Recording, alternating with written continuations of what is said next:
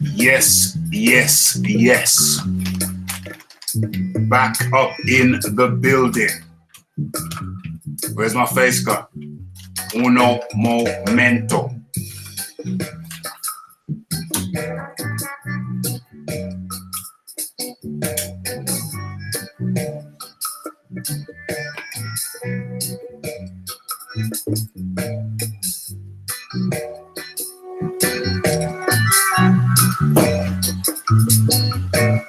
Okay. Close this down into another window. Okay, the rain's coming down heavy. Heavy. No, wrong window. Okay. Let me just close this window. Uno momento. Don't want the rain to come in. It's raining hard. Raining hard.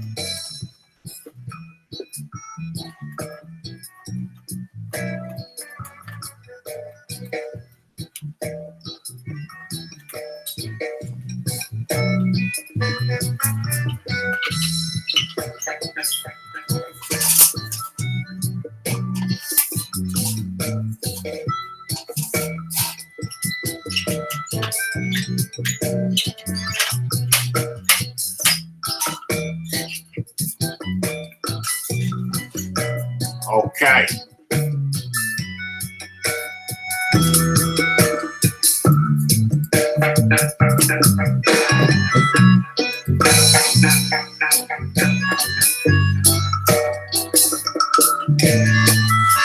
Okay, people are now repopulating the area. That's good. Okay, pausing the music. Introductions, reintroductions. Okay, you are once, you are now.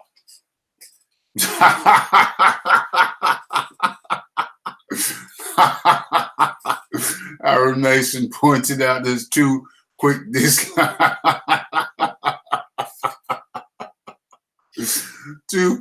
damn, that was quick. Damn. Who's that? Whole Money and Gem J? Is that Whole Money and Gem J?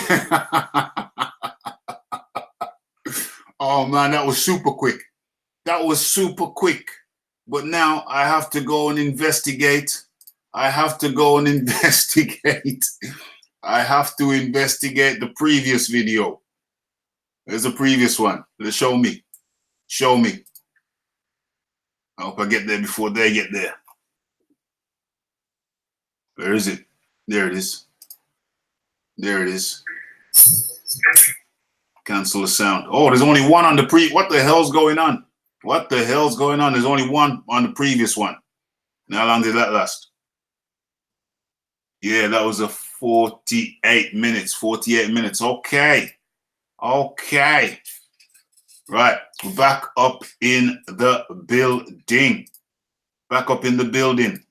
So now, that was Boxing Church with Raphie, and you are now in tune to Boxing Talk with Raphie. This is what you're accustomed to. This is the show you're accustomed to. So, I don't think we're going to need a warm-up video for this. Everybody knows. Everybody was in the other one. You should know what's happening with this one. Okay. So, without any form of delay, we're going to dispense with the warm-in video. The other one was warm enough. Yes, bless up the place with the light video, with the highlight video. Two lurkers hating in the bushes. You know what? I'm gonna smash it with you. 3, 2, 1, Hulk smash. Boom. Okay. Yo, how'd you like the new music? How'd you like the new music? I'm gonna keep this one around for a while. Chop and change. You're in tune to Boxing Talk with Raphie, where we talk about boxing. Boxing related matters. Okay, so let me go straight into a topic. let me go straight into a topic. Okay, I got a message. I got a message from somebody relating to the channel. What is the message? Oh, okay. Already seen that one. Cool. Cool. All right. Okay, so the first topic. Let me decide. Let me decide. Right. Okay, I'm gonna need somebody to bounce. I'm gonna need, yes, Aaron Mason liking the beats. Toby Bartlett is hoping that the haters can come into the light. Okay, I'm gonna need somebody. I'm gonna need somebody to come in and jump on with me. So, which of you guys want to jump on with me? Who wants the link? Who wants the link? Okay, I know it takes time. I know there's a time lag. So I'll allow you to think about who gets the link tonight. Who wants the link?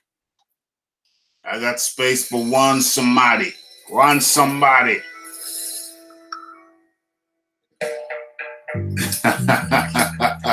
The voice and the dub gelling perfect. Thank you, Pablo Diablo. I use this music under the first BFTB video. And sometimes I play that one just before I go to sleep. The music is so soothing. It's so soothing. All right, still looking for the first topic. Yo, Ahmed, I just asked who wants the link. Do you want the link? Do you want to come up here and discuss the topics on the topic sheet with me?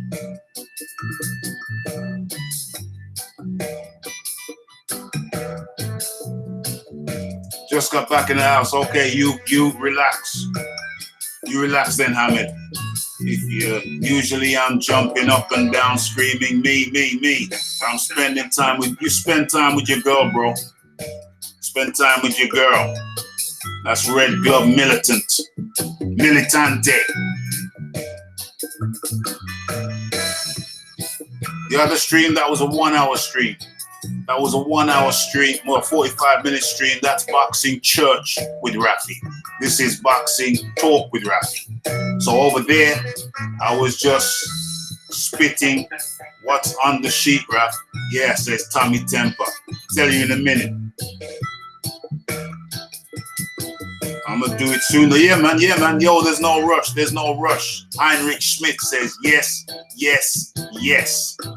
So, what was I talking about just a second ago? I was talking about something very specific.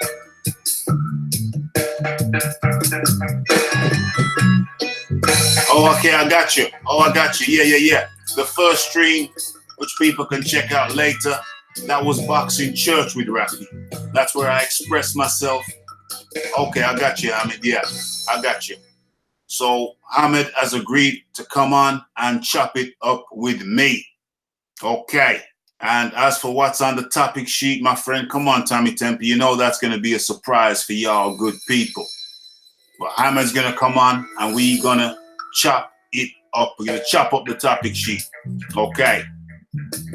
So let me get into this. Let me give you the, shall I give you the first topic? Shall I give you the first topic and then send the link to Ahmed? I think that's the better way.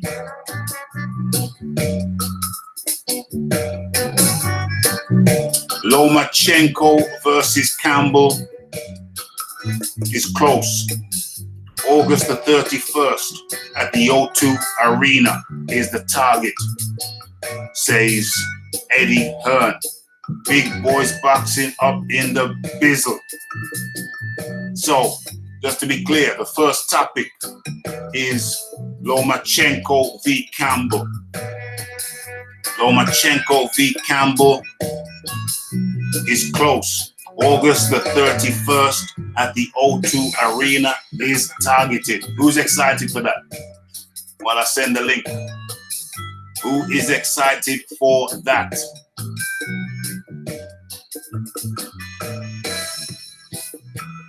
Let me just send this link out.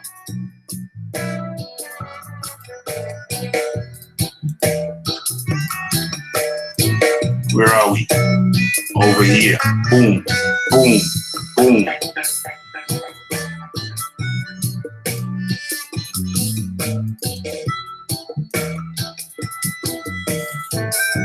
Boom.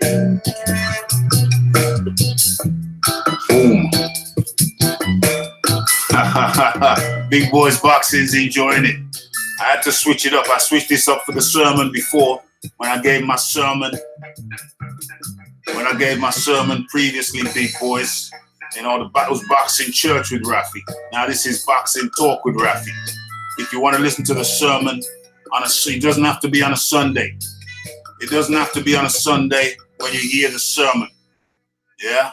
So, Lomachenko v. Campbell, scheduled for August the 31st at the O2 Arena.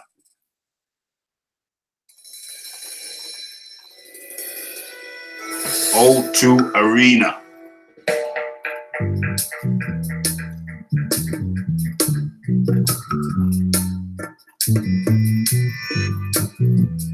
What say you?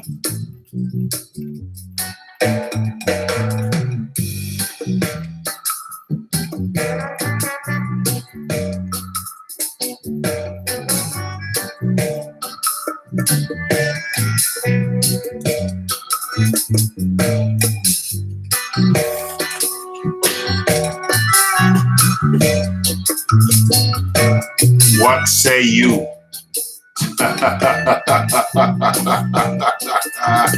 You guys are funny. Buffalo Soldier says Heinrich Schmitz.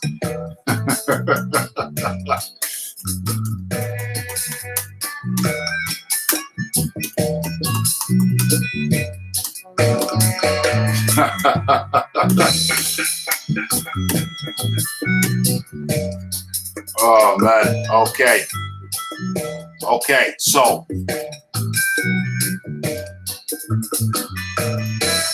let's drop that one to come out to that. Okay, so what's the chat saying?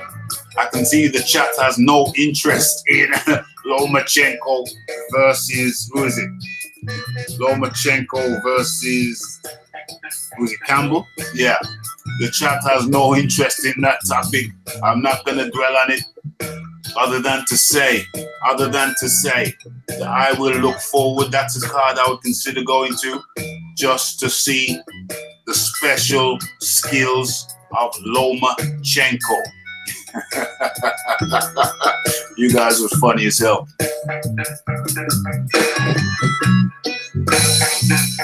Yes, yes, yes.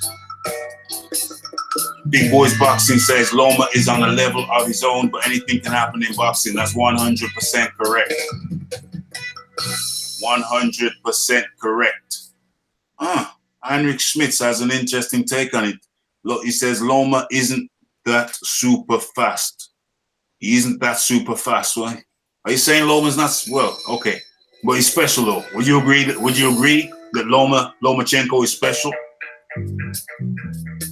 Would you agree that Lomachenko is special?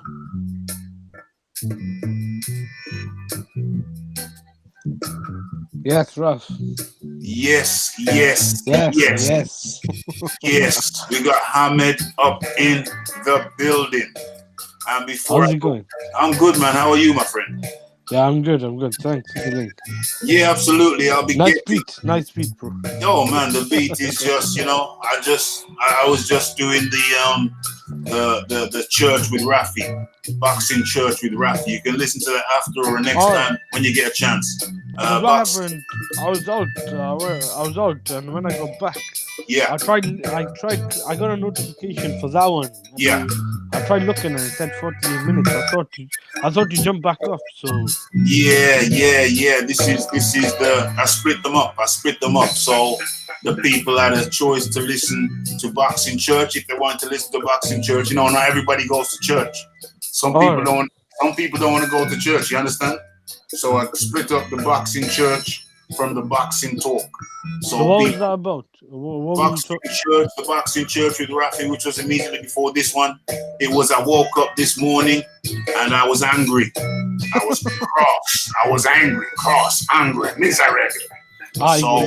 So, Yeah. well, I'm never miserable, never that.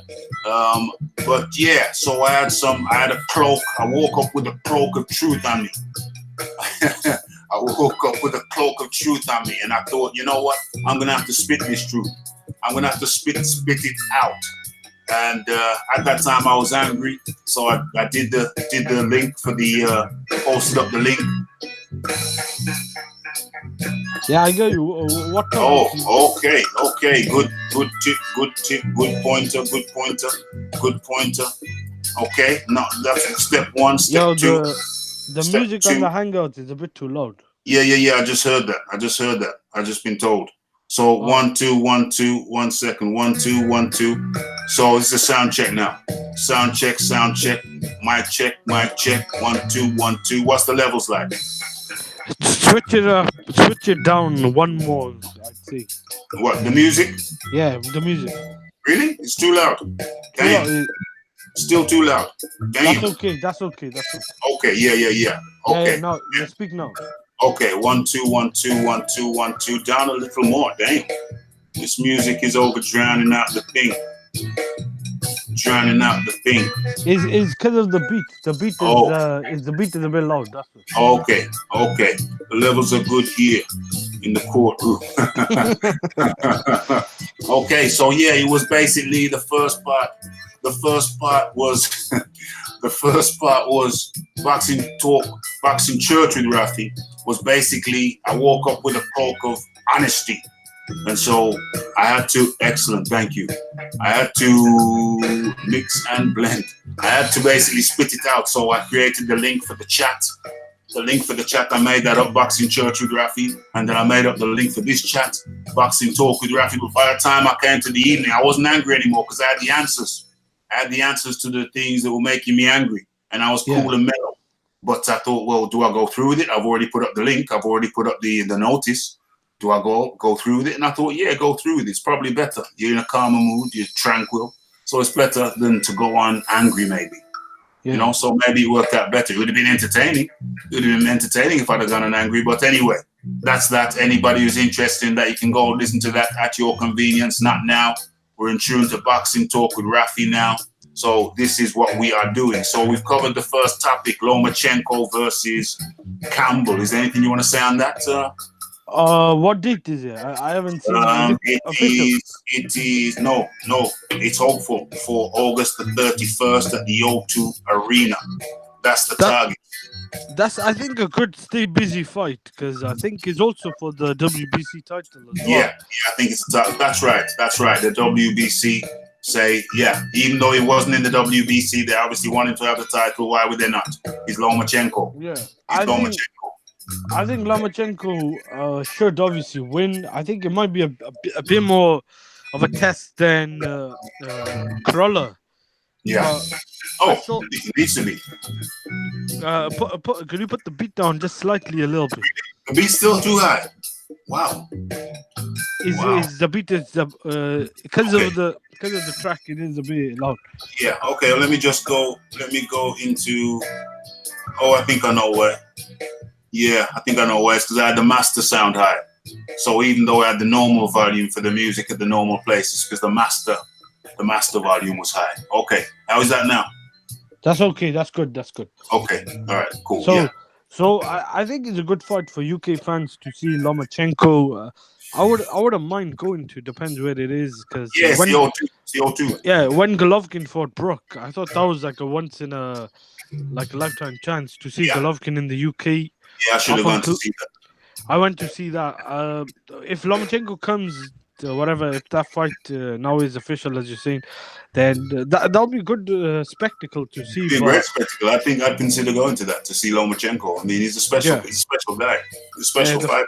Special for footwork, the way he throws his punches from different angles. One of the greatest amateurs probably ever. Yeah.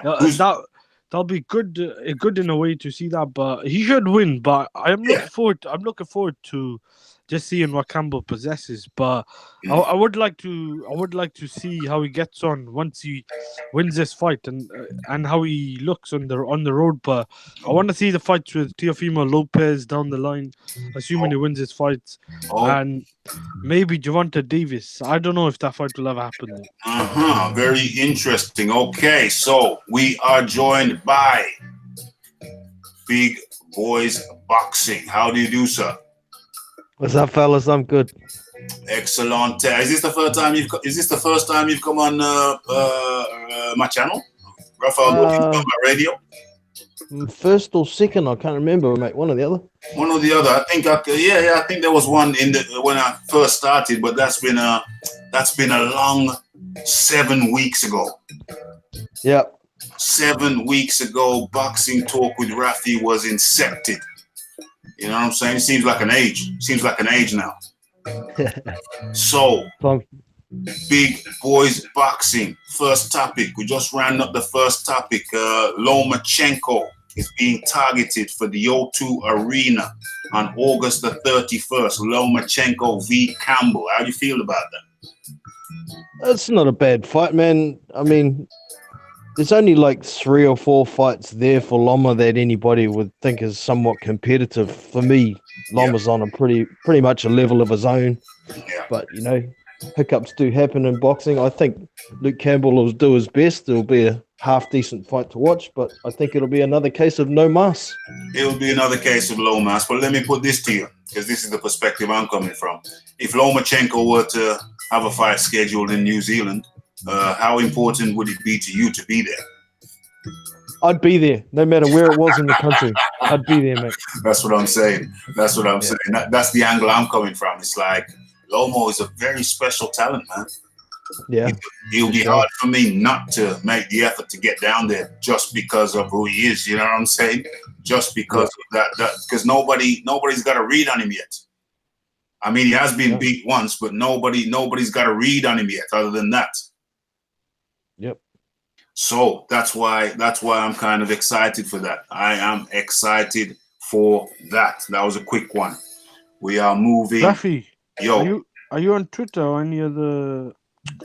any social media? I am, but I'm gonna have to change it to specifically to Raphael Dawkins Combat Radio before I give it out. You see what I'm saying? I'm gonna have to change it so it's more official, which I will do. And when I do, I'll post it up on my community page and let people know in the chat. Okay, moving swiftly on to the second topic. Where's my pen? Let me cross this one out. Okay, my pen's nowhere to be found. I'll remember. Right, let's get into something juicy. They're all juicy. They are all juicy. My Baron says, Wilder beef. Okay, well, you know what? Let's not mess about. Let's get straight into the meaty bits. Now, Eddie Hearn came out today and said, this is the dessert, folks. Eddie Hearn came out today and said that Dillian Whyte, well, let's start properly. Deontay Wilder is most likely going to be fighting Fury next. So before we dive into that, and we will dive into that, before we get into that, that's the real juicy part of the steak. But let's just nibble around the outsides first. Let's just nibble around the outside of the steak. All right. Let's look at Luis Ortiz. Luis Ortiz is the man that turned down $7 million to fight Anthony Joshua. And now it appears, if what Eddie Hearn says is correct, that Wilder and Fury is going to be the next. Fury's going to be the next fight for Wilder. If what Eddie Hearn says is correct, how much of a plonker is Luis Ortiz? And with that one, I'm going to Big Boys Boxing first. Man, he's going to be kicking himself, because if Fury and Wilder fight next, what's going to be there for him down the track? Because, man, if Wilder loses that belt, Fury ain't going to fight him.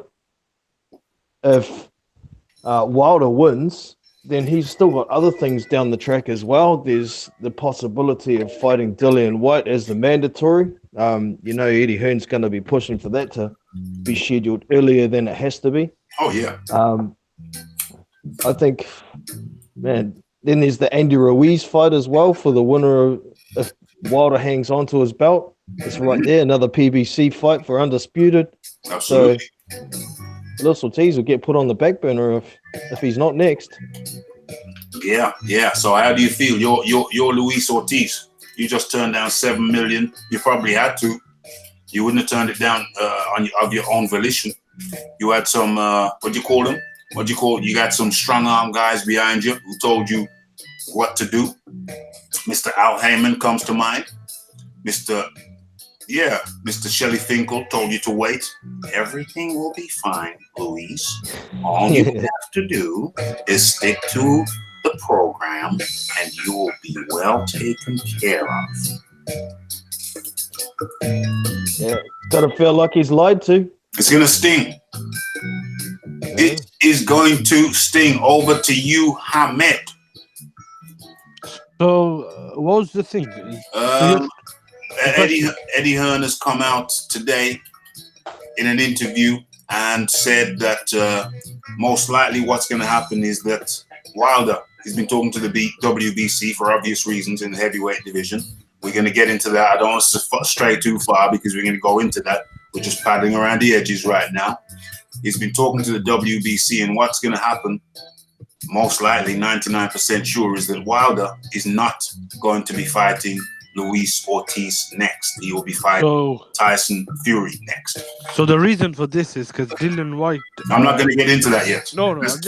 Forget about that for now. We're going into that in a second. All I'm asking you is what much of a level from 1 being very low to 10 being extremely high. What level of plunker is Luis Ortiz right now? 10. He's long enough to be fighting Joshua Wilder. He should have taken the money for the. Well, it wasn't. $7 million. It was his manager. He wasn't his manager. Yeah, they should have taken the deal, whatever, and fought Joshua. Well, he missed his chance. I'm kind of glad Andy Ruiz actually got the win, because I think for years people have just been shaming Andy Ruiz of the way he looks. I've always said he's a good fighter, and I think Luis Ortiz is overrated, but I think this is good. I'd rather see Wilder and Fury fight this year. I don't want to see any more tune-ups, because let's be real, Tom Schultz and Dominic Brazil, those were enough. We've already seen Wilder and Ortiz. Yeah. However competitive that fight was, we've already seen it. I think that fight could wait. I would like to see Wilder and Fury fight now. Hopefully September, October, whatever, pay-per-view.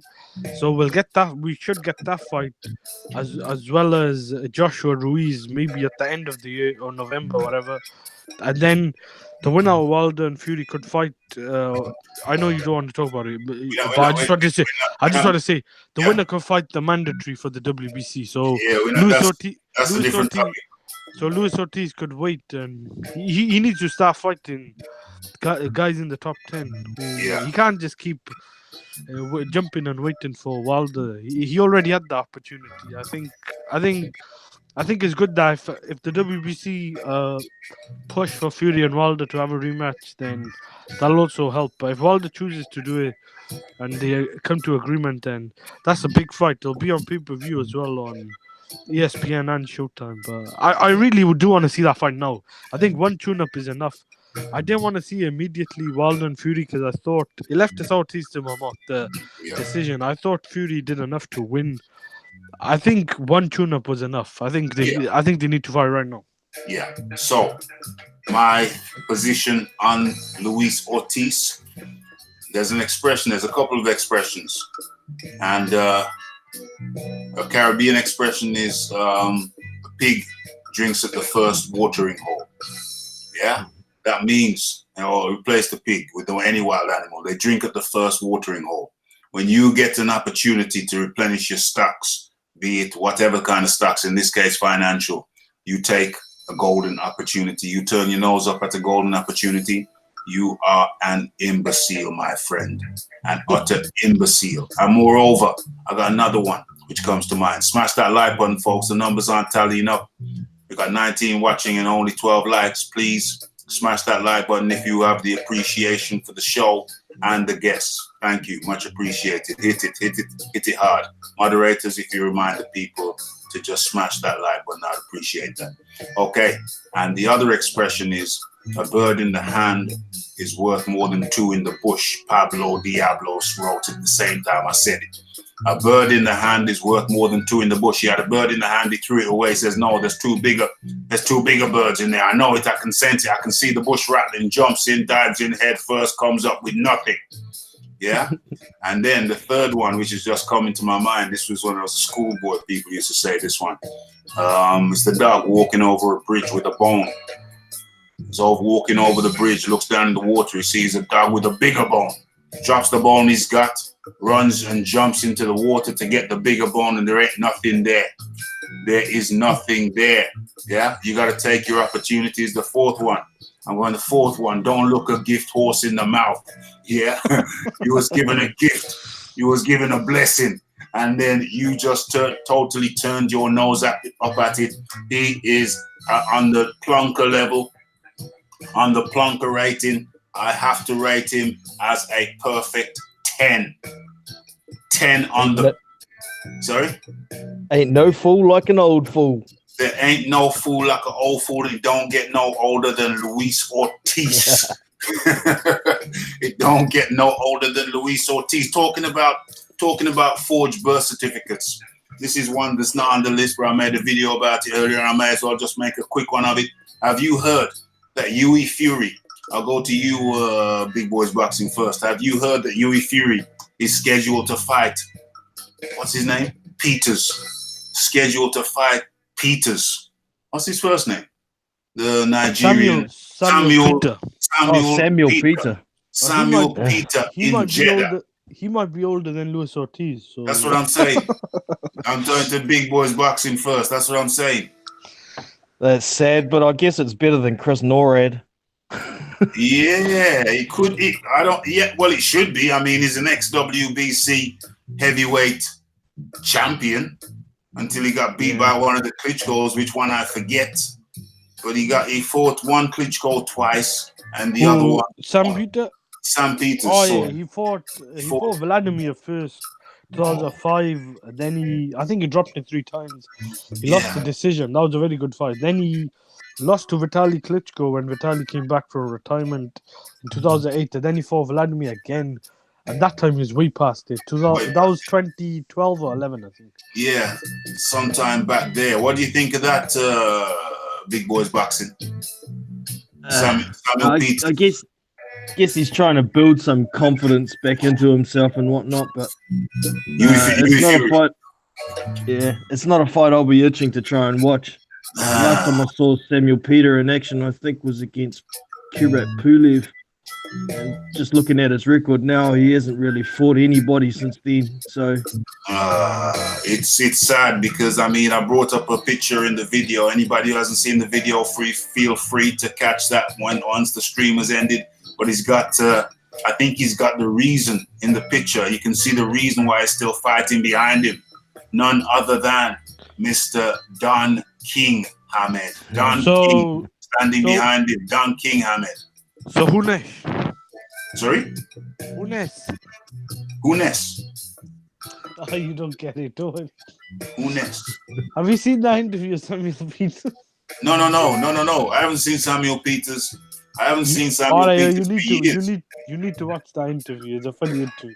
I was going to say Samuel Peters way past him. I do think Samuel Peters in his prime was a very good fighter. I rated him in his prime. He was this big, heavy, slow guy, but he was bloated with muscle and he was just blocking everything and come through like a tank.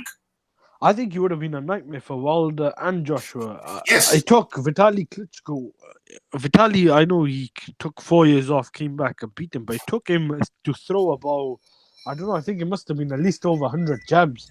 Oh. And yet, Vitaly was a very good fighter when he used to use his upright height and reach. And Vitaly peppered with so many jabs until the fight became so one-sided. I think that's when open scoring, I first saw it. But he was a very good fighter. And look at that, the first Vladimir fight. But right now, The last time I heard him in a big fight was with, I think it was with Kubrat Pulev. Then he had a fight recently with someone. I can't remember. I'll have to box rec. Yeah. But he did win a fight, I think, against someone. But do you guys reckon he's fighting Huey Fury? Do you reckon Andy Ruiz and Joseph Parker was a closer fight than the Huey Fury and Parker fight? Huey Fury and Parker. Or Ruiz Parker? Which one's closer? Ruiz Parker. Which one? That's a good question. That's a good. I mean the Fury Parker fight. I'd rather forget. I'd rather forget that. You see, that would disqualify that because it just wasn't an interesting fight at all. It was a terrible fight. So really, Stinker. Stinker. So really, it's both boxing. The both fights were boxing, but one of them was absolute crap, and the other one was exciting. Yeah, I think I'll say this. I do think Andy Ruiz actually landed leather and power punches on what's his name, Parker. But Huey Fury, I think, was a lot more defensive. He made Parker miss a lot more, but he was also very negative. Yes. I thought I scored the Parker Huey Fury fight live a draw, but I think 7-5 Parker is probably right. I thought Parker beat Ruiz 7-5. I don't think that fight was as close as some people thought, but I can see why some people had a draw. Yeah. Big boys boxing. yeah. I actually went back and watched Ruiz Parker again. I haven't watched it in a while. I dropped a video on it yesterday. Yeah. But yeah, I thought that was a very competitive fight, and I didn't see the Huey Fury fight as competitive just due to that negativity. Anything that Huey Fury did land was pillow punches because he was too negative to put any weight behind anything. So he's going backwards most of the time. Yeah. So it'll be interesting to see what Sam Peter brings. Just to let you guys know, I have looked it up. Sam Peter's recent win was against a guy called Cardano. Alejandro Garduno. Okay. Look at his record. Yeah, 2 wins, 12 losses, 2 draws. Wow. And the fight before that, he lost to a guy, Mario Herrera, a split decision, who had 15 wins and 16 losses. 6 losses, sorry. So that's the type of level he's on at the moment. That is the type of level he is on. Yeah, so just to wrap up that one, boy, what can I say? I mean, Huey Fury is really challenging himself these days, isn't he? Yeah. He's really challenging himself. Okay, so we're keeping it flowing, keeping it bouncing nice and sweetly. So you brought up something which I wasn't going to touch on in this episode, but since you mentioned his name, we may as well touch on it. Do we touch on it now, or do we get to the proper dessert? No, we get to the proper dessert. If I remember it, I remember. We get to the proper dessert. Dillian Whyte will get a shot at the WBC title. What's going to happen, according to Eddie Hearn in an interview today? What's with Boxing Social? What's going to happen is that clearly he's been in contact with the WBC. The WBC have clearly informed him that Fury will, or rather Wilder will be fighting Fury next. And then Dillian Whyte gets the winner of Wilder v Fury. Let's go to Big Boys Boxing first. I haven't actually read up on this, but I'm interested to know how Dillian Whyte's going to get a shot that quickly, considering Deontay Wilder fought his mandatory only weeks ago. So, I can imagine Eddie Hearn's going to be pushing possibly legally to try and get that shot, since White's been #1 contender for a long time, but he hasn't been mandatory for a long time. So I don't know quite what leg he's got to stand on there.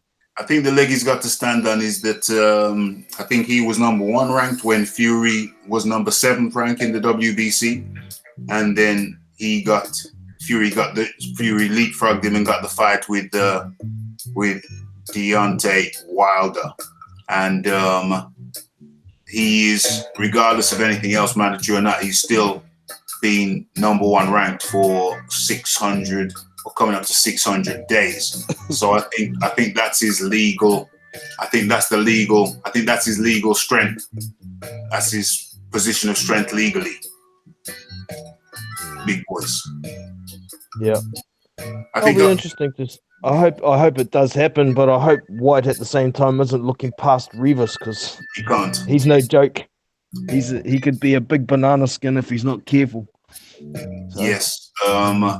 He cannot look. But I think what will happen to what I call the Madison Square Garden massacre on June the 1st. What happened with the Madison Square Garden massacre on June the 1st? I think it's sharpened every boxer, certainly every favorite going into a fight, certainly a big fight.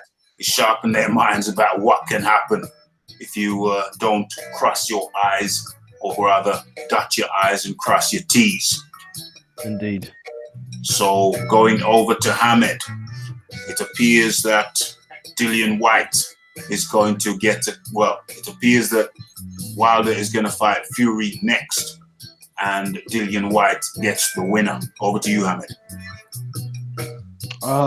I think that's good, but I wouldn't look past Oscar Rivas. No chance. I think that's a really good fight. Good card as well. I'm sick of these pay-per-views, but if I was to be honest, that's a good card. You got, Dave Allen and David Price. Not a bad fight. Then you got Derek Chisora and Spilka. So they stacked that card up. I still wouldn't pay for them just based on the amount of pay-per-views they've got right now, and with streaming so high now, like it's so easy to watch it without. Let's not talk about anything illegal. All right.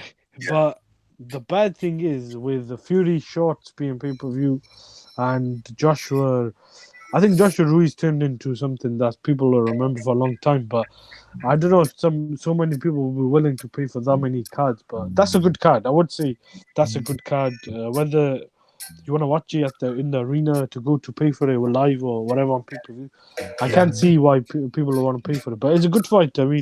Rivas unbeaten. I did watch his knockout over Jennings, but that's good. I think the winner of that, whoever it is, if it's Dillian Whyte, then that fight's going to be big, whether it's Fury Whyte or Wilder Whyte. But that's good. I do think Whyte has deserved the title shot a lot more than guys like Brazil. Who was the other guy Wilder fought? Was it Stavern? Guys like that. I don't think Stavern. They were mandatory challenges. The rest, I think, were voluntary, didn't it? Yeah. So, only two mandatories. The rest were voluntaries. Yeah. Whyte should have been a mandatory ahead of Dominic Brazil. I think Brazil might have been longer, but that's a complicated thing. But definitely ahead of Stavern. Yeah. But it's good. He's finally got it, so it'll be good. I do want to see Dillian Whyte in a world title fight in 19 now. Hopefully. 2020, early 2020. Yeah, hopefully early 2020. That's not going to happen because Wilder and Fury will be fighting at the end of the year. But if he wins against Rivas, maybe he could get another fight at the end of the year.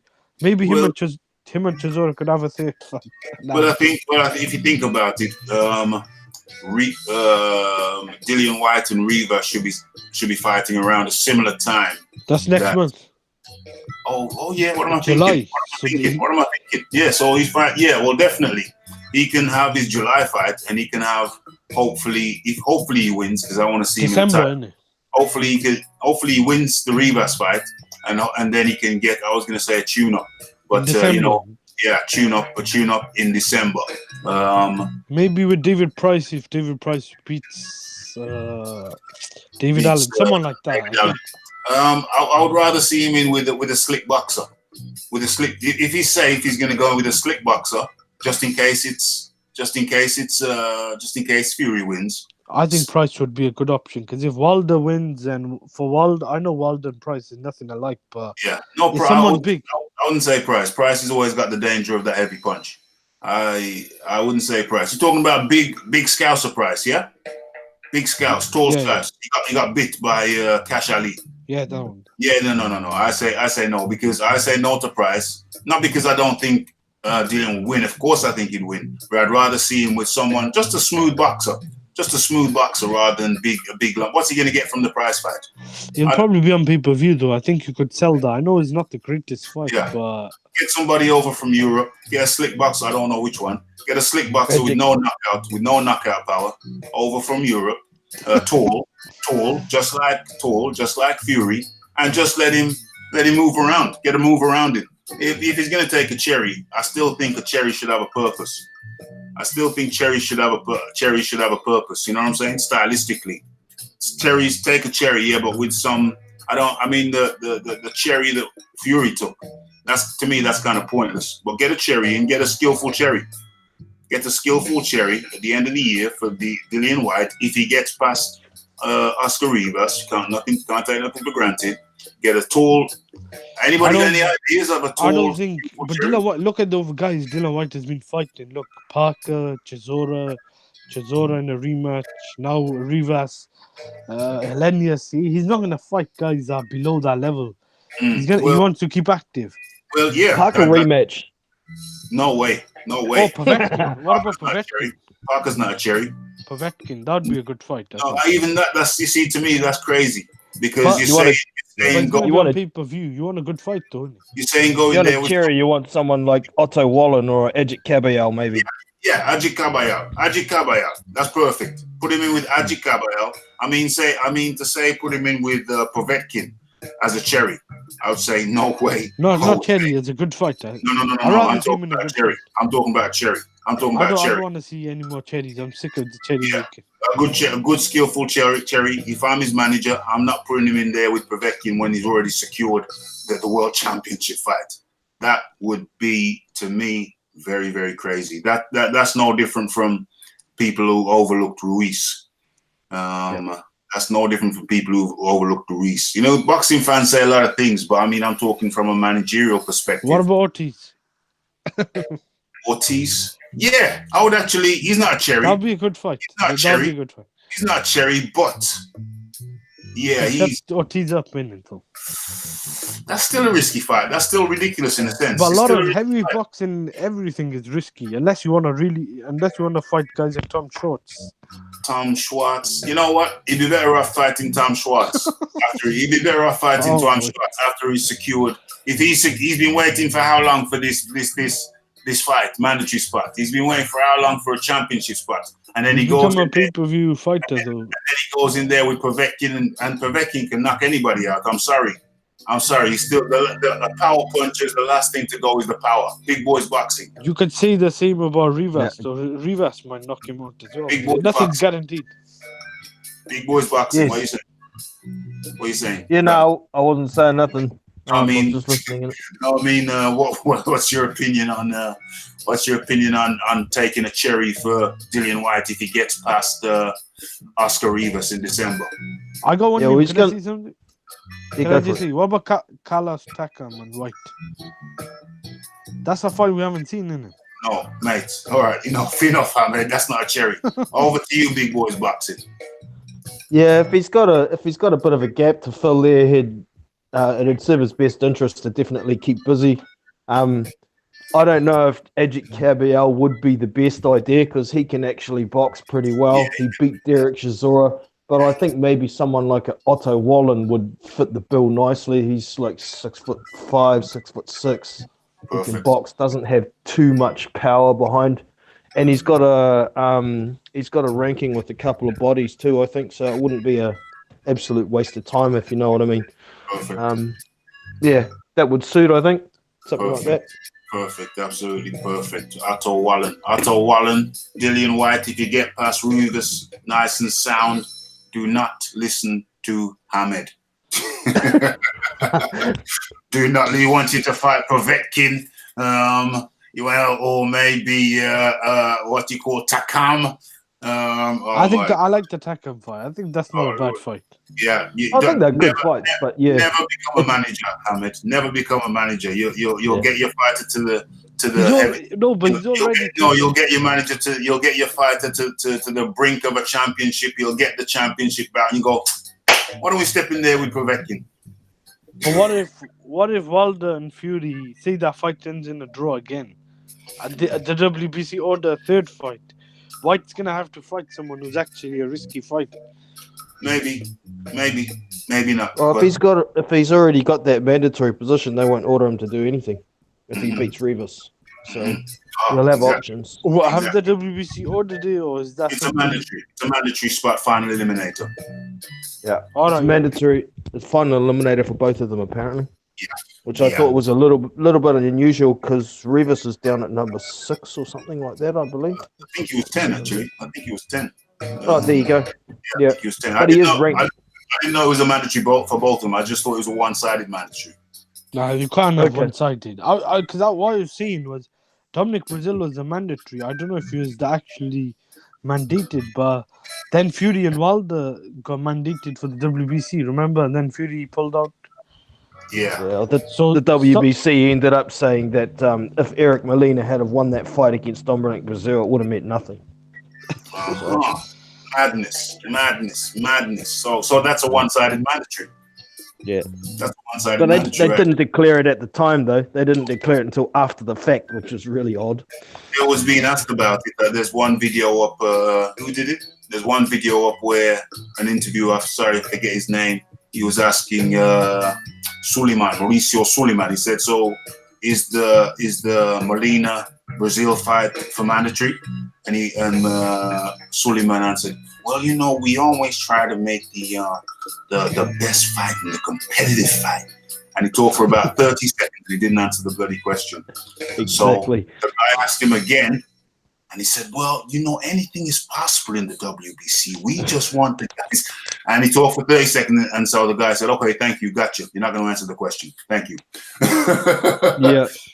And so that's the Dillian Whyte situation. So moving along, coming up to the close. What's this question? Okay, I've asked that one. Usyk. No. Okay, what actually flows best with this one is to switch over sides now. We just talked about the WBC side. And as a matter of fact, 1 second, let me just acknowledge the chat. Smash that like button, folks. Let me acknowledge the chat and see what's going on. Okay, get this smokes up in here. I hope you're not causing problems. Get this smoke. Red Government and Pablo Heinrich still in here. Toby Bartlett still in here. And let's see what people are saying. Lucifer the Fallen. Never seen you before, Lucifer the Fallen. Joshua versus Wilder. Who do you guys think has the bigger butt? And who is cuter? Okay, it's a good thing I caught onto that one. I think you need a timeout, my friend. You're a little bit crazy. There we go. A little bit crazy. I would like to see, guys. Scroll through the chat and see anything that you pick up, any topics that you pick up. Lucifer, hope you're still not naked. Lucifer. Okay, it's a good thing I put that guy on timeout. It's a little bit crazy. Red Glove Militant says Fury was gifted that rank.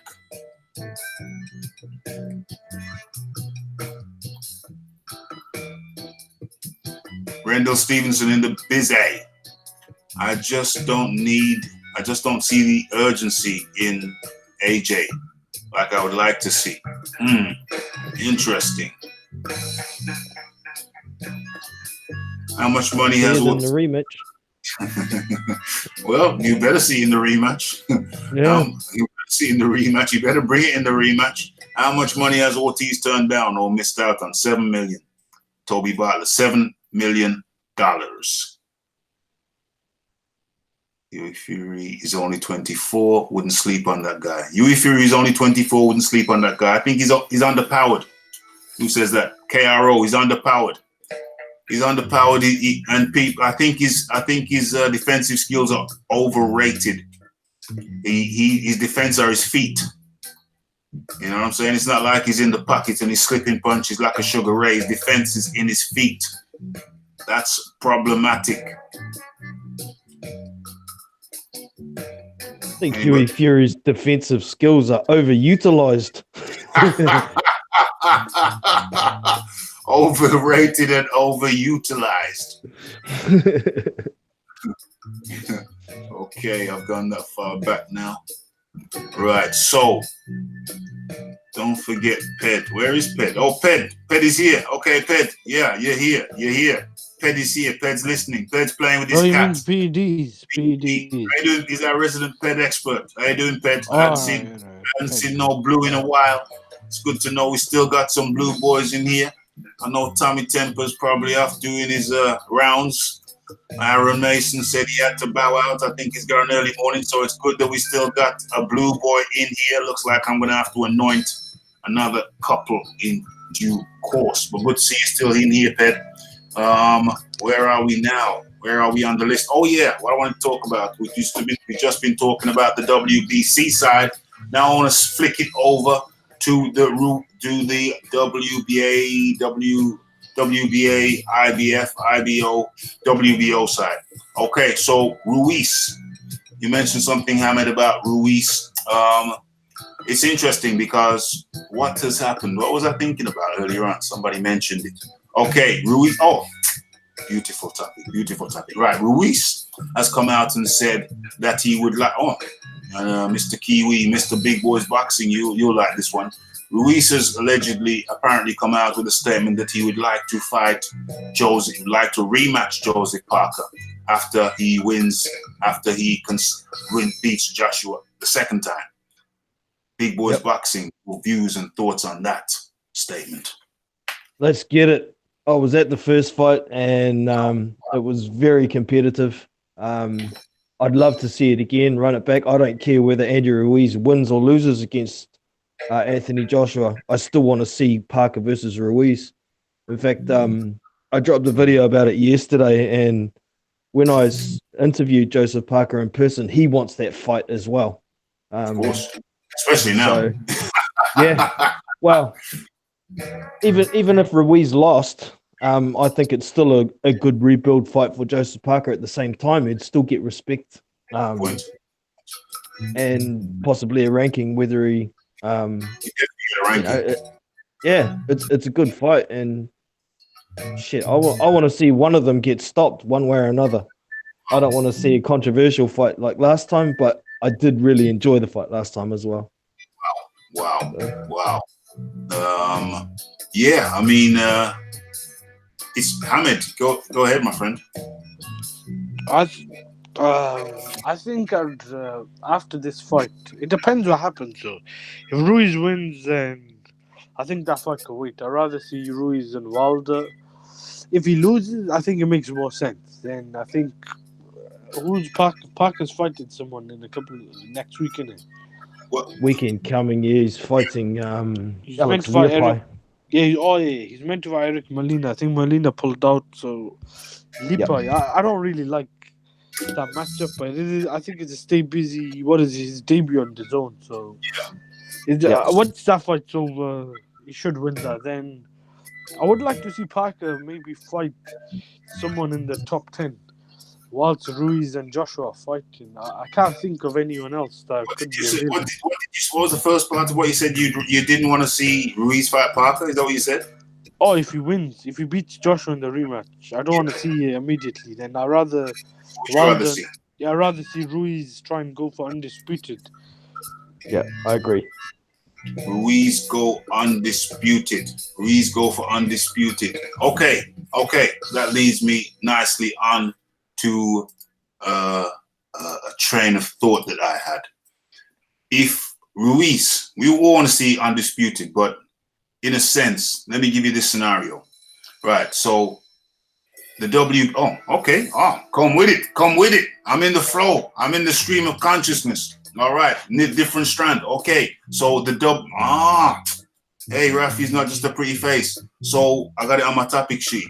Pretty dovetailed in nicer than I expected.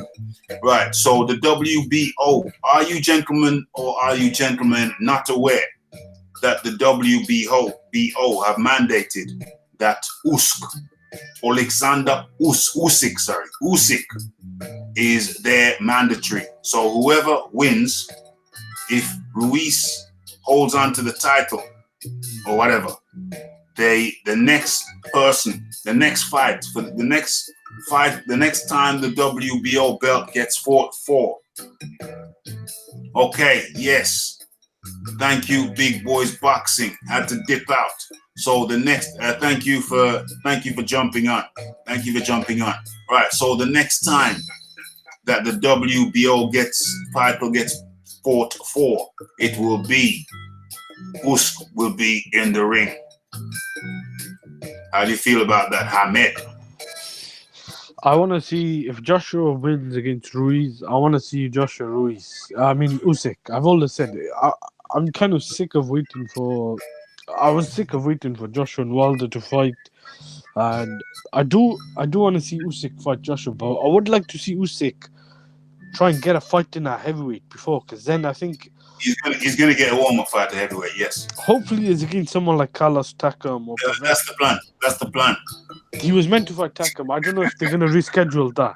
If they can't reschedule that, then I don't mind the fight with Povetkin and Usyk and Povetkin, because that was a really good fight they were talking about.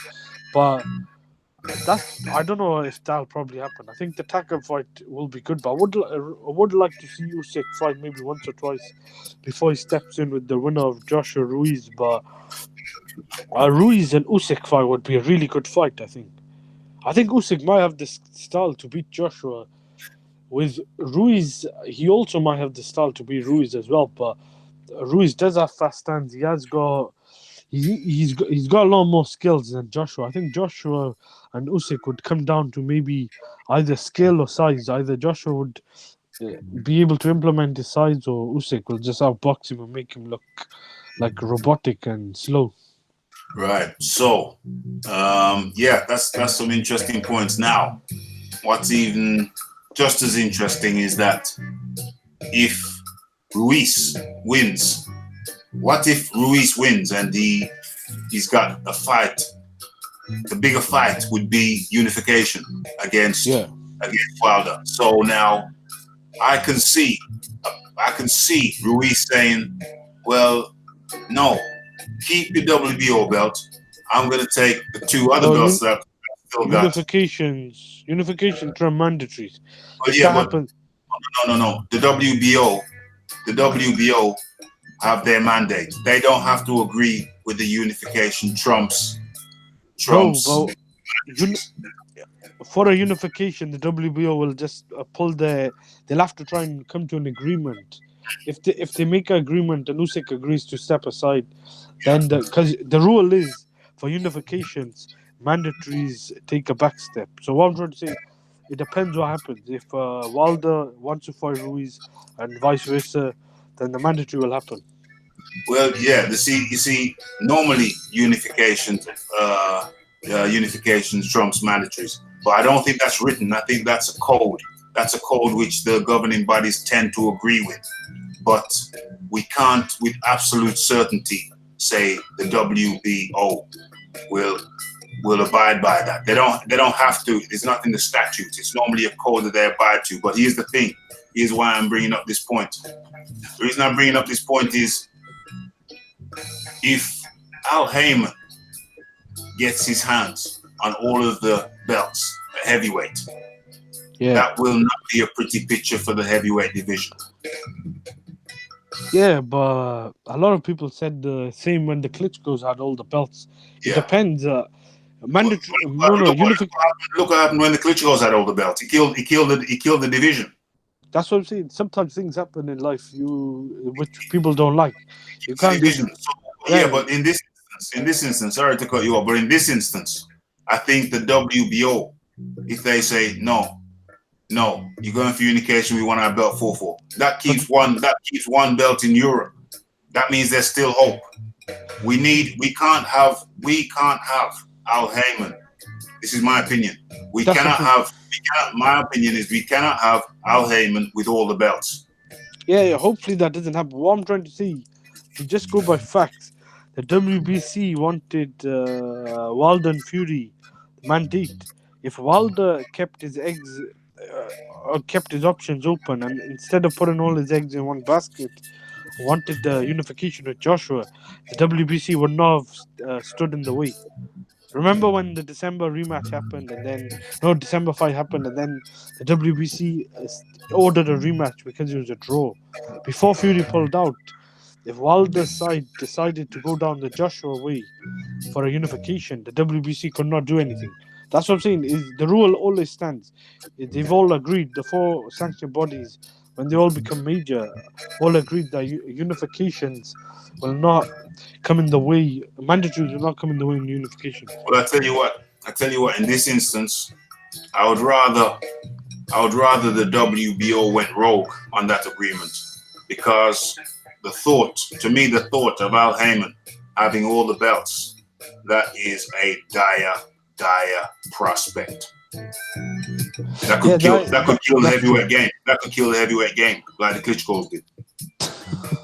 Yeah, I get you. I don't want that to happen as well, but it's up to Joshua. He has to try and prevent it in the rematch. If he loses in the rematch, then anything's possible. If Joshua doesn't win. Oh yeah, also Fury has to win as well. Fury has to win as well. Yeah.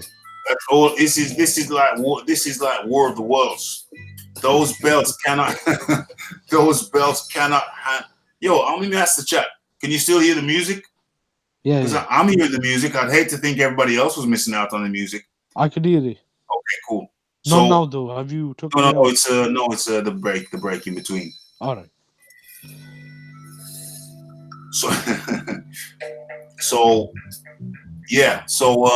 It would be if those belts. I need to make a video on this topic.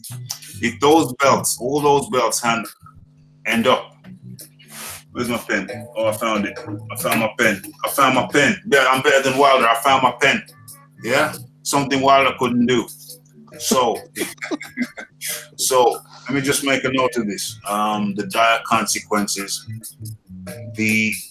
consequences. I'm giving away my video title. Consequences of Heyman. Peace, BBC. Holding all the belts. Let me ask you a question. Yeah, go ahead. Would you rather Eddie Hearn had all the belts than the PBC? Easily. Eddie Hearn makes the fights. I would have loved to have seen Dillian Whyte have the WBC and Joshua have all the other belts. That's the ideal. They missed it. Yeah, they missed their chance, innit? They missed the chance. Well, maybe they ain't over. We don't know. Let me go into the chat. Heinrich Smits. Eddie Hearn is 2K18, 2018. This is business, not sport. We can't give Wilder 50-50. Eddie Hearn, 2019. This is a sport, not business. Apples and pears. Well, if you record somebody talking 24 hours a day, I'm sure you're gonna find some contradictions, Heinrich. Not sure what your point is, my good friend. Shiz Biz up in the biz, eh? Big up to you, my friend. Pablo, belts are coming over the pond and fish. What? Oh, no, move. Fish eyes. Over the ponds and fish eyes. We'll have them. Trust me. I don't care who's got them, but all the belts can't be in Al Heyman's hands. No way. Get this smoke. Ortiz. Get this smoke. Ortiz earned his rematch. How did he earn a rematch? What did Ortiz do to earn a rematch? Get this smoke. He went life and death with Christian now. You went life and death with Christian Hammer. Going life and death with Christian Hammer doesn't get you a rematch. He shouldn't have had the rematch. He shouldn't have been scheduled for the rematch in the first place with Deontay Wilder. What did he do to get a rematch? So let me continue through the chat. Red Glove Militant. I don't give a shizzle about that all that extra ish. Red Glove Militant. My argument has nothing to do with what round or who is undefeated. It has everything to do with the fact that the rematch is not needed. Yeah, there was no call for the rematch. I'm assuming you're talking about Ortiz v Wilder. That was totally unnecessary. Totally unnecessary. Get the Smoke says we can have Eddie with all the belts though. Eddie makes fights. Al Heyman keeps it in-house. PBC alone. What else?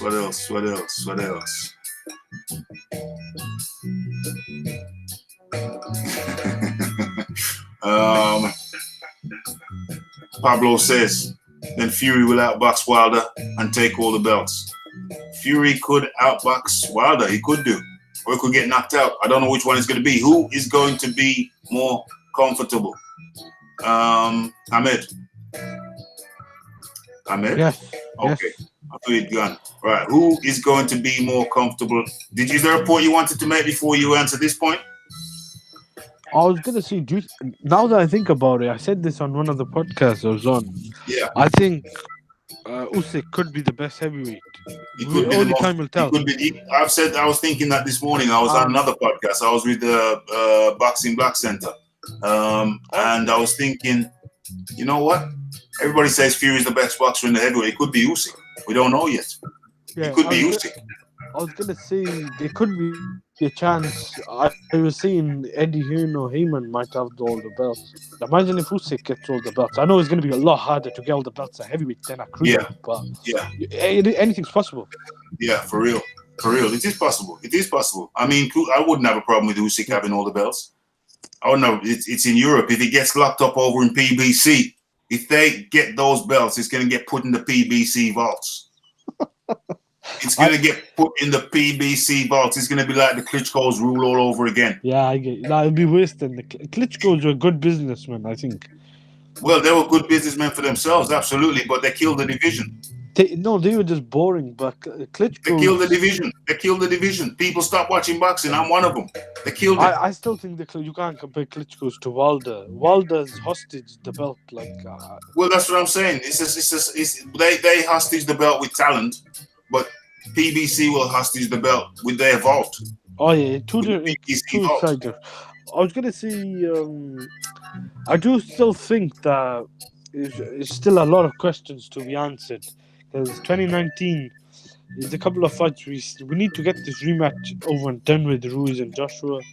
We need to see Usyk fight. Then the Wilder Fury. I think Wilder Fury might be the biggest fight right now in the heavyweight division. But I would like to see Dillian Whyte. Bigger than Joshua Fury? Bigger than Joshua Ruiz? Oh, bigger. Did I say bigger? I meant better. Bigger. Right.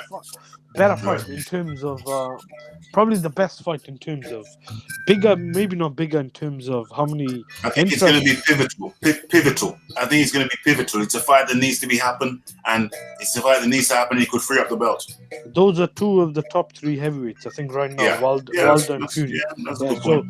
Dillian Whyte is another one. I think he could turn out to be the dark horse. He might be one of the best heavyweights. I can see Dillian Whyte beating both Fury and Wilder.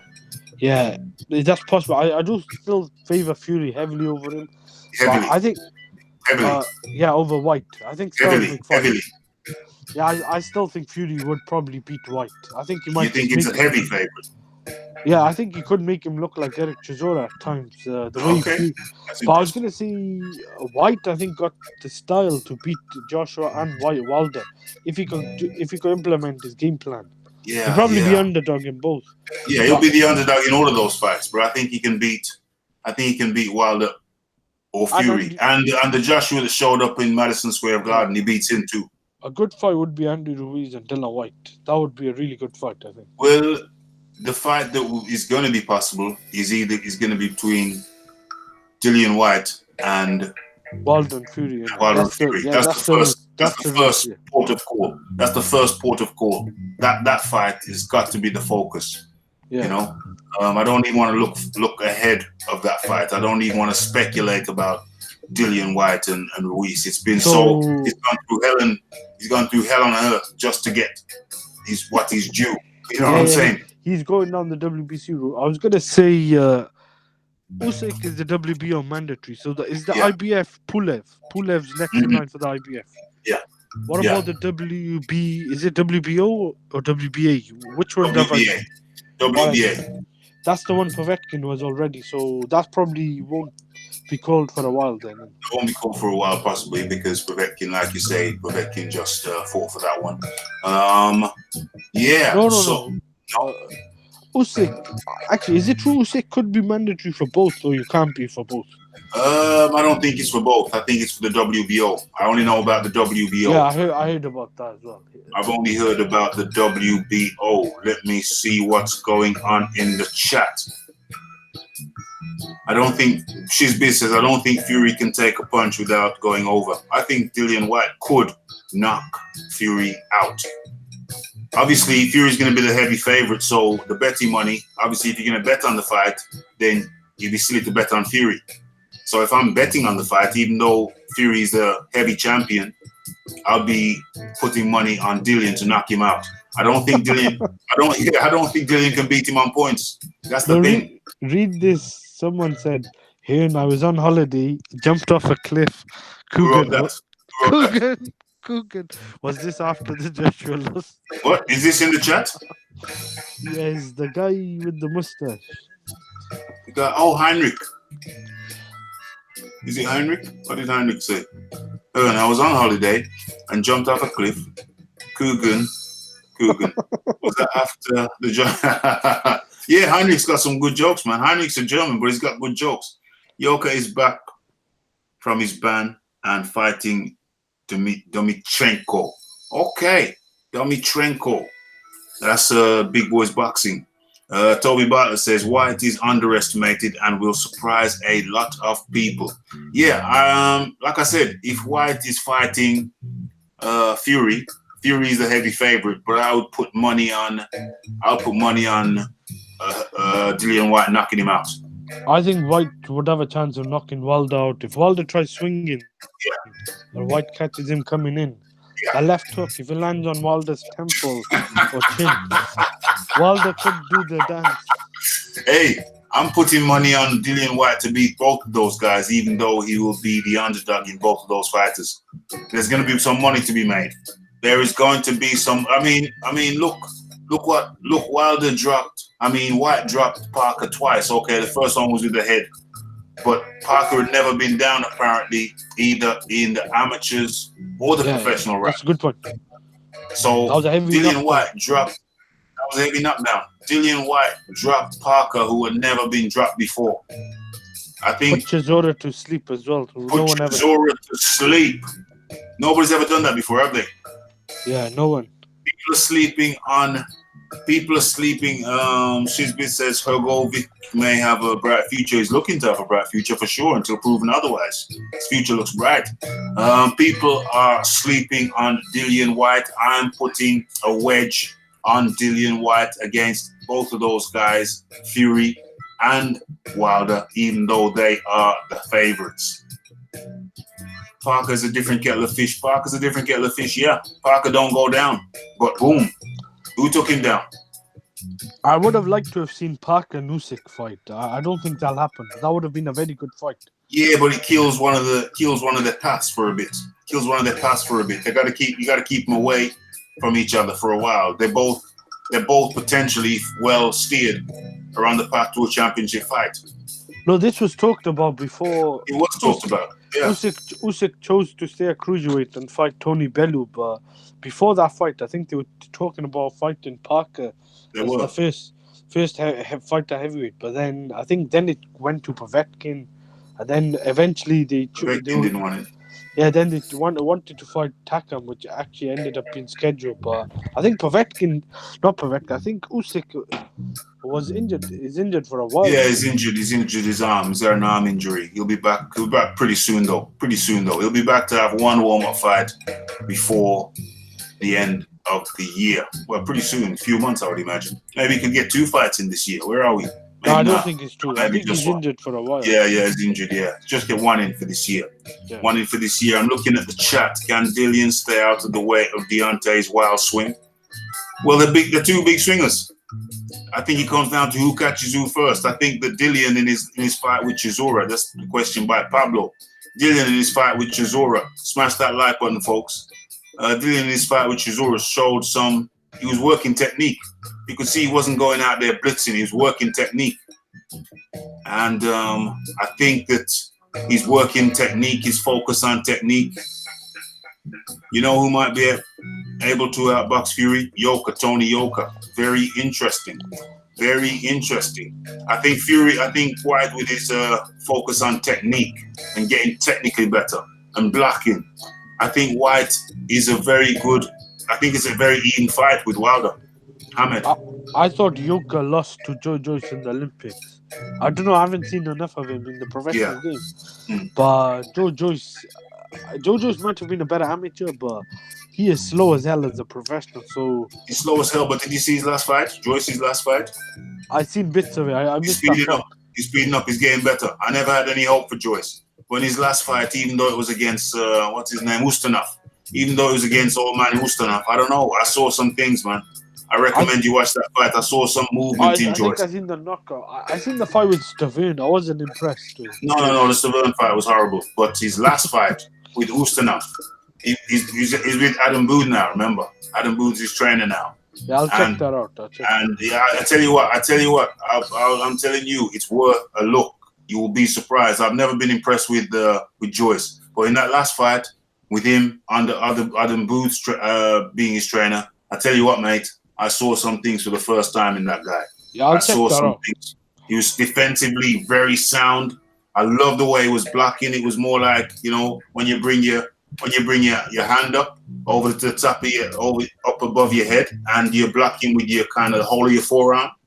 He was blocking shots with the whole of his forearm. He was almost like martial arts style, and I loved it. And he's a martial artist, of course. I loved it. I loved the movement. He was showing some subtle movements. I loved it, mate. I absolutely enjoyed that fight for the first time I've enjoyed a Joyce fight. I think the three young. I don't know if young is the right word, but the three future prospect, I think, is the right. Dubois, probably Joyce. a Jagba win out of Dubois and. I thought he was talking about British prospect. Sorry. Oh no, just worldwide. Dubois win out Dubois, Goman, probably a Jagba, and I'd probably put Hegovic. And Joyce at the moment, I think, is a bit old. Come back in. Oh, sorry, Hamid. Carry on. All right, go. Oh, You've got to have Hegovic in there. Gotta have Hegovic. Yeah, totally. Yeah, I mentioned Hegovic. Yeah, that's the three: Jagba, Hegovic, and probably the winner for Dubois and Goman. I think Joyce and Yoka, I'd put them a level above it. They're a bit older and a bit more. I know as amateurs. Yeah. But they have a lot more experience as amateurs. Yeah, come in. Thank you, Hamid. Come in, Big Boys Boxing. You rejoined us. Yeah. There's a couple more prospects that many don't know about that have got to be really right up there. There's the likes of Makhmadov, Teslenko, and there's one other guy too. Can't remember his name off the top of my head.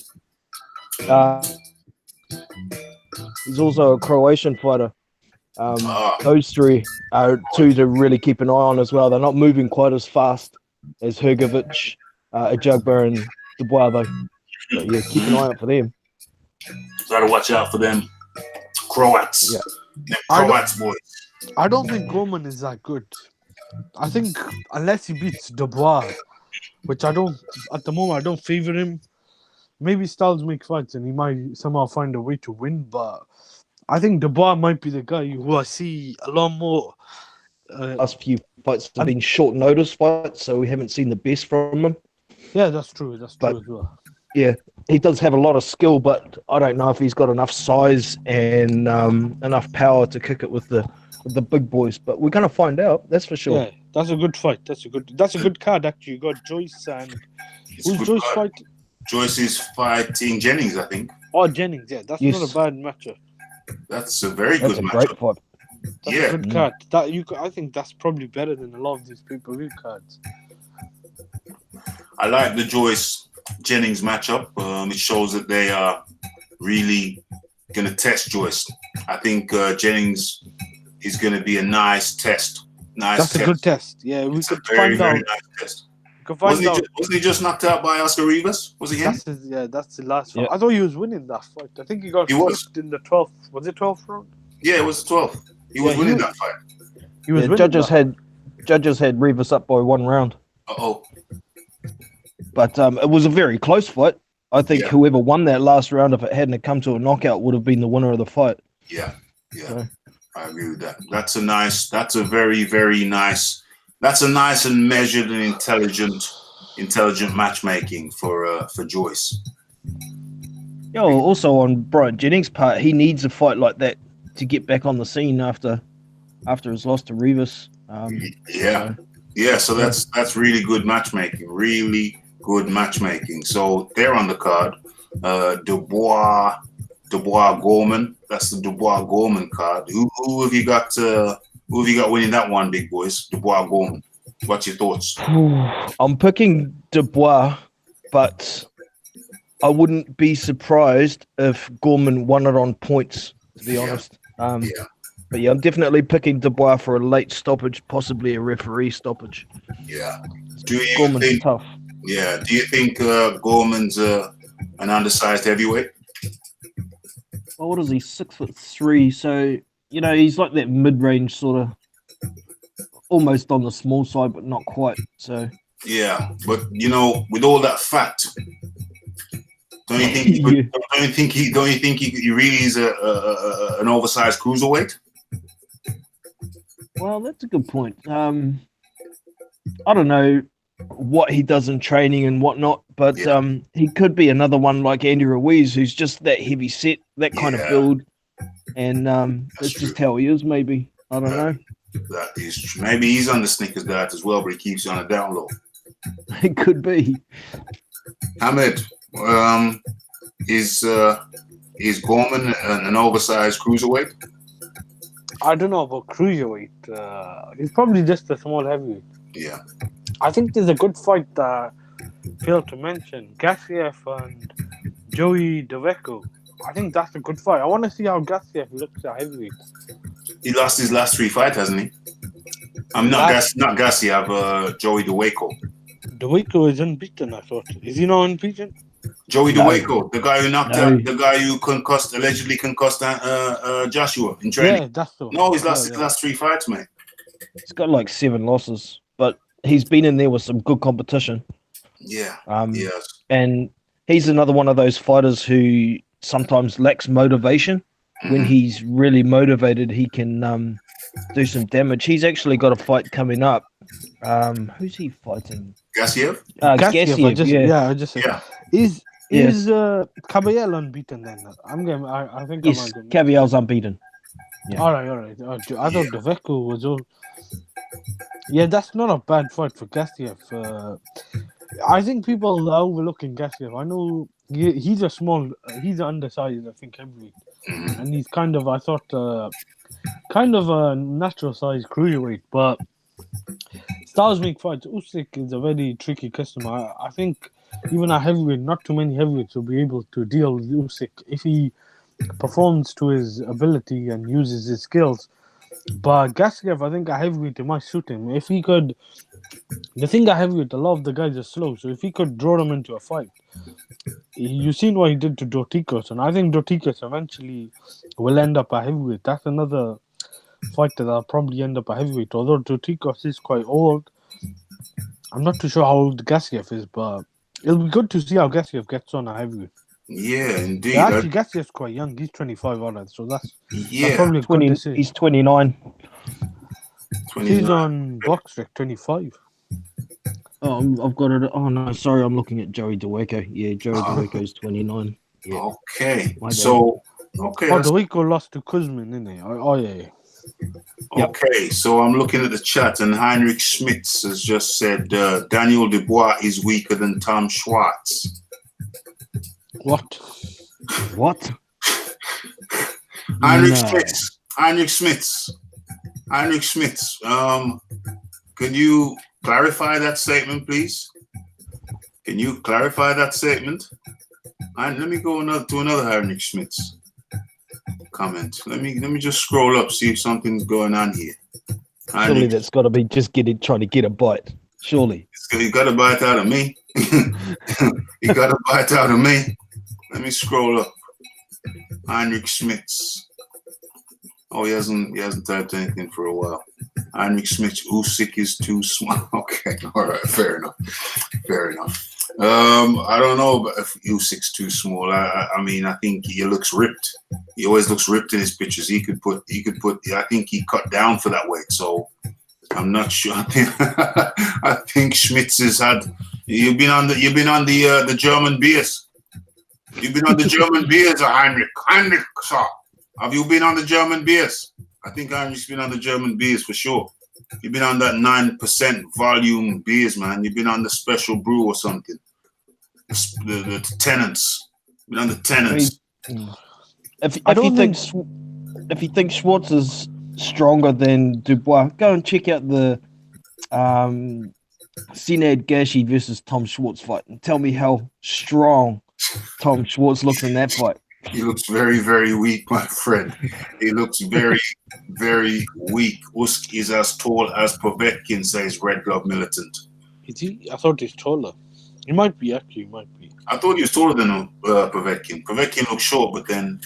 Yeah, but I thought Povetkin looks a bit short. Povetkin is 6'2", and I think Usyk might be 6'3" or 4. Povetkin is 6'2"? Yeah. I'm pretty sure 6'2". Is he? Yep. 6'2". Damn. I guess he's fighting all those tall guys, so they make him look small. You know what I'm saying? 6'2". Damn, I thought he was a short guy. Yeah, Joseph Parker was 6'4". Him and Joshua, there was a size difference, but with Povetkin, there was a lot more. Yeah. Yeah. Joseph Parker is 6'4". Yeah, he's taller than I thought he was. When he stood next to Whyte, he was slightly taller than Dillian Whyte. Dillian Whyte must be 6'3" or 6'3.5". I think Dillian Whyte's about 6'4" as well. No, he's slightly shorter than Parker. Slightly. They're pretty close. Yeah, pretty close. They're both registered at 6'4". Oh, okay. I think White's about 6'3.5" then, because or maybe Parker had some insoles. Could have been, yeah. He had some insoles in for when they first met at that press conference, because even Dillian Whyte was surprised. He looked up at him. Hey, I didn't expect this, and neither did I. Didn't expect that at all. Okay, so I think we're on our last topic now. Just before we bow out, if anybody's in the chat and hasn't smashed the like button, if you would do so, that would be much appreciated. Looking down my sheet for the last morsel of dessert. Lomachenko v. Campbell, done that. Dillian Whyte will get a shot, done that. Luis Ortiz says he wants... Luis says he wants a rematch. No, I've already done it. Were you here when we talked about... we're talking about Andy Ruiz, yeah. Says he wants... Were you here when we talked about Andy Ruiz saying he wants a rematch with Joseph Parker? Were you here? Yes. You were here. Yes. You were here. The dire consequences. The consequences then. This is our last thing. Touched on it already a little bit, but this is our last thing. So what happens? What happens to the heavyweight landscape, big boys boxing? Because you weren't here when we talked about this. What happens to the heavyweight landscape if Andy Ruiz, who is now with PBC, maintains all of the belts, and all of the belts are over in PBC land, heavyweight belts? I think we're going to see undisputed. I mean, it's unfortunate that Al Heyman will own the heavyweight division, but I'm all for seeing undisputed. That's the one thing that I want to see. We've never seen a 4-belt undisputed champion, and so that's what I want to see. You want to see that, yeah. So I want to see undisputed as well, but my question concerns: do you have any concerns after we've seen the undisputed with all the belts in the PBC camp? Do you have any concerns for the division with all the belts locked in Al Heyman's vault? Yeah, it could be a problem after that. Like you say, the vault is an issue. That crossing the street issue. You know, there's a lot of fighters that have signed to DAZN, so they can't go fighting PBC fighters unless there's some kind of deal reached. But Al Heyman hates DAZN, so you know it's looking pretty dark for the heavyweight division if we get undisputed, and you know it's just going to get handed around within the PBC. Luis Ortiz might get a shot after that. I think I'm the one who seems to be the most concerned. Correct me if I'm wrong, anybody. I think I'm the one who's the most concerned about the PBC, all the heavyweight belts being locked up in the PBC vault. I am extremely concerned about that prospect. Well, the lineal champion could be going there as well. If Wilder beats Fury, a lot of people will regard him as. Oh Lord! So Lord. We'll have to will have to put up with Al Heyman and everything. He'll have. Oh Lord. Oh, I think the last time that happened was the Klitschko's. I wasn't too big of a hater of the Klitschko's. I never liked him. I didn't like him inside the ring, especially Vladimir's style, but I thought they were arguably two great heavyweights. I don't think Wilder is even on the same level. At the moment, he hasn't shown anything. They were dominant. I mean, don't get me wrong, they were dominant. Oh, the bedtime story. Got you, Pablo. They were dominant, but they killed the division, man. Yeah, Somebody counter me. Somebody counter me. I think they were too good for their own. They were too good from 2005, 12 or 13. I just think there was no one to match them. They beat the best guys that were available quite dominantly. I know a lot of these guys were cruiserweights, but they were great cruiserweights in their field, especially Hay, one of the greatest cruiserweights at the time. Then went up to heavyweight, won a belt. That was a good win. Povetkin was seen as a very good win. I know that turned into a bit of a very dirty fight, controversial, but Klitschko clearly was the superior guy. He dropped about 3 or 4 times. I think one was quite a dirty knockdown, but even Thomas Adamek, who Vitali beat, some of the guys just couldn't get near him. Yeah. Big boys box. Can't really knock to me? Can't really knock the Klitschko's too much because they did fight everybody. Myself, Vitali was one of my favorite fighters. I really enjoyed watching Vitali. I didn't enjoy watching Vlad as much, but like I say, he did fight everybody in what at the time was a somewhat weaker division than what it is now. Yeah. Got to give the dude credit for fighting everybody. If Wilder had fought everybody, or if Joshua had fought everybody, Fury had fought everybody, we could give them the same kind of credit. But as it stands, we've got too many guys that have to fight each other to be able to call them legends or put them on that same sort of level as even the Klitschko's. Yeah, but it did have a detrimental effect on the scene, did it not? Definitely. I faded away from boxing for that's what 5 or 6 years. Me too. Myself. Me too. Under the Klitschko rule. Yeah. Under the Klitschko reign is a better word. Under the Klitschko reign, I faded out of boxing. Yep. I faded We out. needed some more competitive situations like we do now. It's kind of brought us back. Yes, 100%. 100%. So I think I'm gonna close this. I think I'm gonna close this on just doing a wrap up.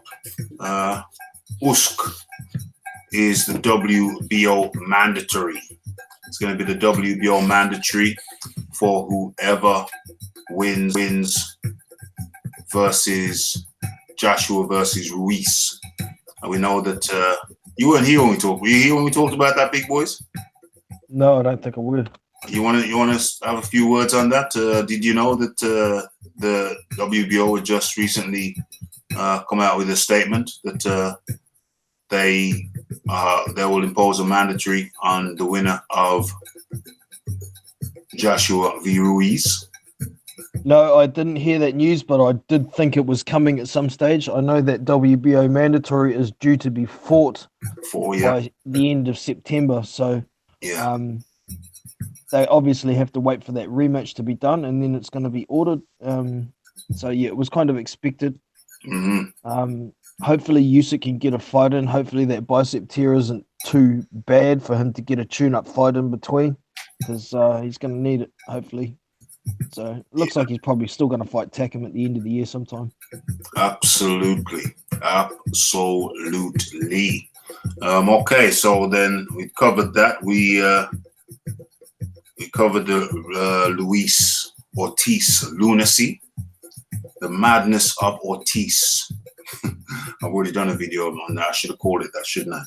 I should have named it that. Lomachenko v. Campbell is hopeful for August the 31st at the O2 Arena. It's been targeted, said Eddie Hearn. Dillian Whyte will get a shot. Why don't I do this every week? This roundup, I like it. It just came to me spontaneously. It's the stream of consciousness that I'm in. Dillian Whyte will get a shot at the WBC, the winner of Tyson Fury versus Wilder, all being well. So it appears, according to Eddie Hearn.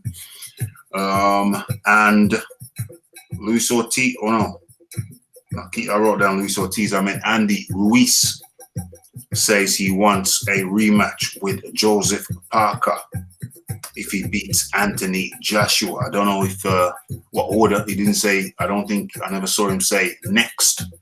So, and also, of course, we cover the dire consequences of PBC holding all the belts. I am petrified. I am horrified at the mere thought of the PBC holding all the belts in that PBC vault. I think that could kill off the heavyweight division, just like it was killed under the reign of the Klitschko's. Not that it was their fault, it was just that the people weren't good enough. Their competitors just weren't good enough for them. You know, under Emmanuel Stewart, he just had those boys just tighten up their game to a tremendous level. And that, my friend, is the close of the show. Gentlemen, who's still here with me? You guys still here with me? Yeah. Hamed's gone. So yes, I think I saw you say thanks for the link. Yeah, most definitely, Hamed. We'll certainly have you on again. Big Boys Boxing has his own channel called, appropriate enough, Big Boys Boxing. Big Boys Boxing. You got any final words? Your good nights. It's good morning. Just thank you very much for having me on. It's been a pleasure. Always a pleasure talking to Raphael Dawkins Combat Radio. And I'll catch you all next time. 100%. It's been great to have Hamed on, and also Big Boys Boxing with his own channel. Go check it out. It's very entertaining. Been watching that for some time. Thank you, Big Boys. And now I do my final roll call of the night. Anybody who's in here who hasn't smashed the like button, please do so during the final roll call. Okay, it's the Toby Bartlett. Glad having you. It's the PED expert in the building. It's the Hamed 92. Excellent. Nice having you, Hamed. We will have you back certainly for sure. Red Glove Militant. Lunacy overtime. No overtime? Yo, bro. The show is scheduled to be from 9 till 10:30. Overtime is 10:30 till 11. Overtime is 11 till 11:30, and then we've gone into triple overtime. Having said that, we started later than normal, but we still got a good couple doses of overtime, my friend. I think we started at around 10 past 10. So what's that? So yeah, we've got a good overtime. We definitely got overtime, my friend. That was Red Glove Militant. Great having you. You're still gonna schedule you to get on the mic over here. Pablo Diablo. Pablo Diablo says I showed Lila the advice you gave her for the boxing lessons, and she was well buzzing. Excellente. Shout out to Lila. If she ever gets to hear the shout out to you, Lila. Good luck with your boxing classes. She's Biz was up in the building. Amen to make fighters vacate. I think that was in part of a bigger conversation. Toby Bartlett in the building. Good night to you. Thank you for your attendance. Who else? Pablo Diablo. I missed the bedtime stories. I'm gonna have to get in the mode for bedtime story mode.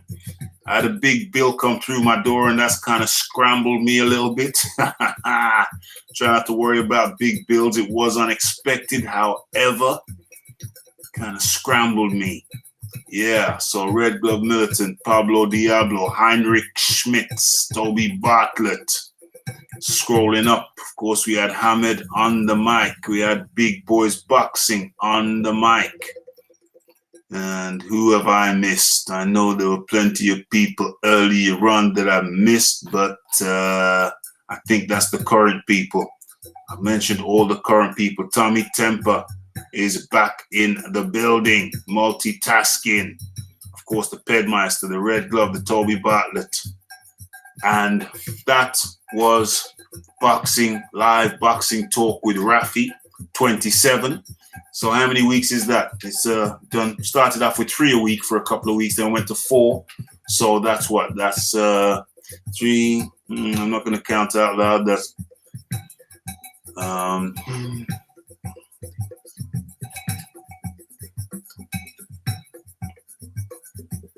so that's 24, 28. So we're in our 8th week. We are in our 8th week. It's the like, it's the subscribes, it's the comments, it's the shares, it's the live boxing talk with Raphie. It's been great. It's been a good one. And for those people who didn't catch live church or boxing church with Raphie, for those who didn't catch that, go ahead, go check that out. So that's it from me. Thank you to my co-host for the night. You know, I keep this thing on rotation. Live boxing talk with Raphie, episode 27. We're in our 8th week and going from strength to strength. It's thank you from me. It's thank you to the chat. It's thank you from the chat. And we are out. Blessed.